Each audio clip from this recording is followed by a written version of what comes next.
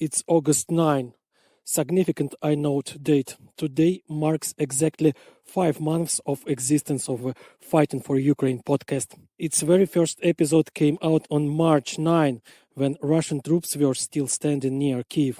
To be honest, I didn't think the podcast would last this long.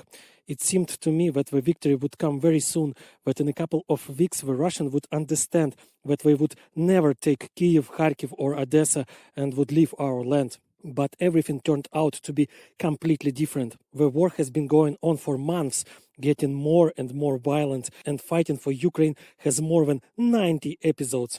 I started this project with two main goals: to help people abroad understand what is really happening here and to earn money for my family, which suddenly found itself without the usual source of income in a situation of total war. I have to make one important confession. The day before yesterday, I thought that this episode would be the last, because the first task, it seems to me, has already been completed. The whole world already perfectly understands what is happening here. And the second task, as it turned out, was impossible to complete. Donations to the podcast page of the GoFundMe website practically stopped coming. Sometimes not a penny comes for weeks. Desperation and disappointment began to catch up with me. I began to think about closing it on the 5-month anniversary of the project. Agree, working for free when your family really needs money is a dubious pleasure. Anyway, I was prevented from taking this step by a letter from my listener, Niilo. Niilo is a Finnish guy. In his family, there were people who went through the war against Russia in 1939. His words of encouragement, his gratitude to me for my podcast just keeps me from shutting down the project right now. Niilo draws parallels with Stalin's Russia attack on Finland and Putin's on Ukraine. Indeed, there are a lot of intersections here. Stalin was obsessed with the idea of destroying the Finnish state no less than Putin is obsessed with the idea of destroying the Ukrainian one. Both of them were sure that the conquest of neighboring states would be an easy and quick matter, that the citizens of these states would be happy to help the conquerors. But both Stalin and Putin were wrong. They were met with a massive resistance and a merciless readiness to die but not to betray the homeland. By the way, we use with might and main the Finnish invention of the times of the war against Stalin, Molotov cocktails.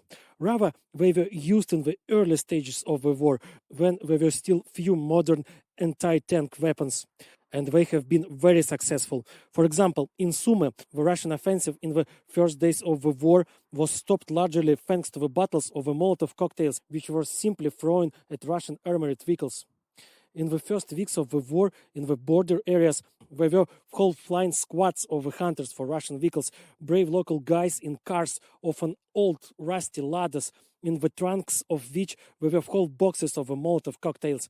These guys found Russian armored personnel carriers or trucks, ambushed them and threw Molotov cocktails on these armored personnel carriers and trucks. In order to set fire to armored vehicle, you need to get close to it for several yards, set fire to one bottle, throw it, then set fire to the second, throw it again. Sometimes it have to be thrown again and again, being literally under the nose of the crew of the enemy vehicles. Just imagine what kind of endurance a person should have, throwing burning bottles into heavy, well-armored vehicles. Whom did these Cretins in Moscow decided to conquer? People going to tanks with bottles of gasoline? For almost half a year of the war and for 5 months of the existence of the podcast, I have collected many such personal stories of people who found themselves on the front lines of the war against the new fascism. If you are interested, I will be happy to share these stories in the next episodes after all the project is not closed and will continue to work.